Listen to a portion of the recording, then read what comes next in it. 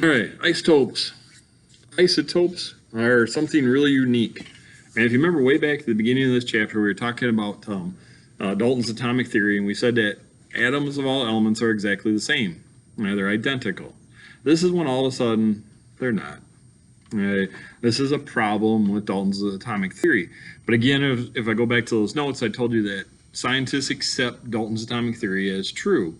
Because most elements don't change into anything new, but we can identify some characteristics about elements that make it so we do have small quantities that are a little different. Right?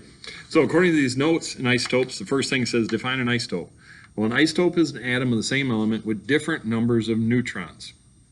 Now, what do I mean by that? Well, we have to go back to a chart that you made way back when, and we had carbon, and we said the symbol is C. His atomic number was 6, mass is 12, and then number of protons, neutrons, electrons. Okay, so his number of protons is 6, electrons are 6, and then when we look at mass, that's 12 minus 6, that's 6. Okay, so that's for carbon. This specifically is actually carbon 12. And at 12, that's after that, that indicates that this is an isotope, right? Or it really tells us the mass, the atomic mass of this carbon. Well, there's also another carbon. It's actually called carbon 14. Well, this one has a little different mass. It's still the element carbon, so it's still got C. It's still the element carbon, so it's still got an atomic number 6. Well, what's its mass? Now it's 14. So because he's got an atomic number 6, he has 6 protons. We won't worry about electrons now. That really doesn't matter to us right now for this one. But then how many neutrons does he get? Well, 14 minus 6 gives us 8. Oh, he's got a different number of neutrons. So these two things are isotopes of each other.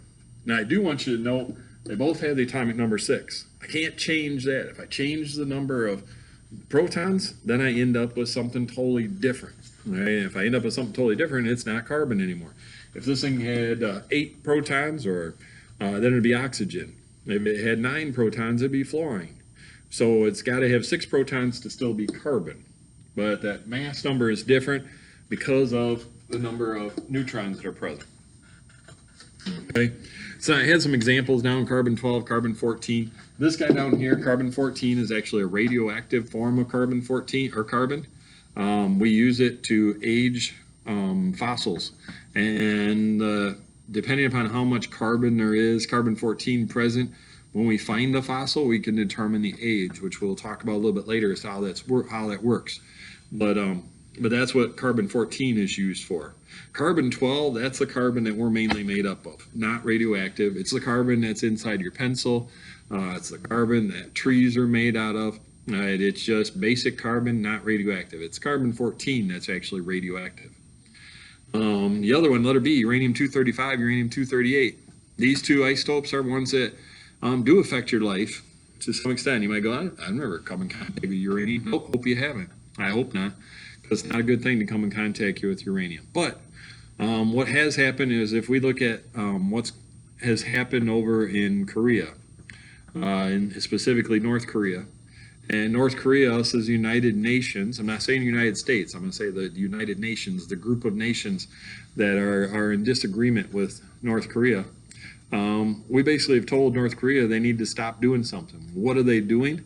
Well, they're doing a thing called purification of uranium. And what they're actually doing is they're taking uranium-235 and uranium-238, which both have different numbers of neutrons, and they're separating them. All right, it's a complicated process. But when they separate it, they can use one of them, and I think it's uranium-235. Actually 238 they can use as nuclear power to supply all their people with energy. But uranium-235 is one that's used to make nuclear bombs. Now, we as the United Nations, we've told North Korea they can have all the uranium-238 they want, because we want their people to have energy. We want them to have electricity so that they can live a decent life, because they live in a different type of environment than we live here. They live in a communist country. So we want them to have 238 so they can have electricity, in their homes and everything. But again, the leadership of that country is pulling out the uranium-235 and holding on to it and has the potential to make nuclear bombs. And we've told them, as United Nations again, we've said, no, you can't do that. And North Korea's leadership has said, I'm going to do whatever I want. And he's done it, and we're like, no, you can't. And he's like, oh, I'm going to do whatever I want. I want my own country. So there's definitely some real bitter relationships there because of that. Right? And Iran is another country that's doing the same thing, and we're saying, no, you can't do that. And Iran's saying, no, we're going to do whatever we want. And we're like, nope, we don't want you to do that as United Nations. So there's a letter C. There are 3 types of hydrogen. There's hydrogen 1, hydrogen 2, which is deuterium, and hydrogen 3, which is tritium. Tritium is the isotope, which has 2 neutrons, where hydrogen 1 has no neutrons. The tritium is actually a form of hydrogen that was used to make the hydrogen bomb. It's a radioactive form of hydrogen.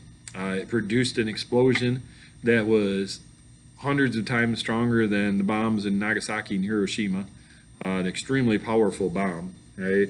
We really don't want other countries to have this kind of stuff. So there is some concern that we believe that maybe North Korea might have some tritium, so he might have made some hydrogen bombs, which is scary for all the rest of us countries. So that's some of the politics of this idea of isotopes. So isotopes are something that you need to be aware of because of how it can affect us. It doesn't really affect us personally, unless you're getting treatment for cancer, because they'll use isotopes for that because of their radiation abilities, but also because of all these other countries that are trying to make nuclear bombs, and that's where you'll hear about this stuff in the news about them purifying different radioactive elements and getting the isotopes out of it.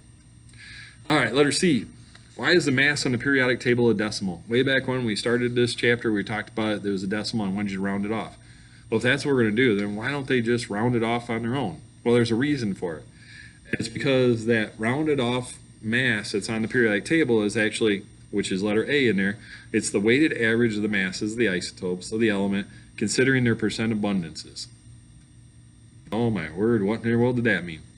What it means, according to letter B, is that we have 2 isotopes for copper. There's copper 63 and there's copper 65. And in letter B, I showed you that copper 63 has a percent abundance. 69.1% of the copper in the world is copper 63. And 30.9% of it is copper 65. Now that means most of it is this copper that has a mass of 63.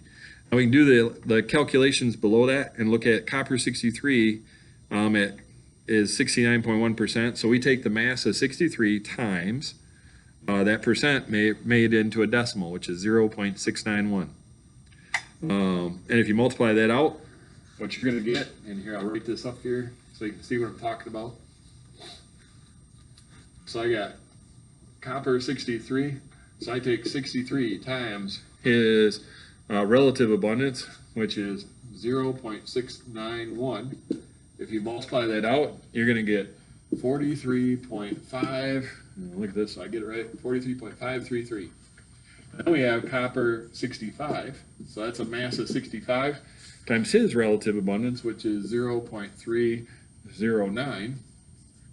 And that actually gives us 20.085.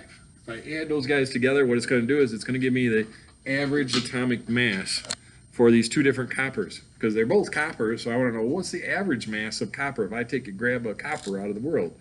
Well, if I add those things together, I'm going to get 63. Let's see, that's an 8, that's a 1, 63.618.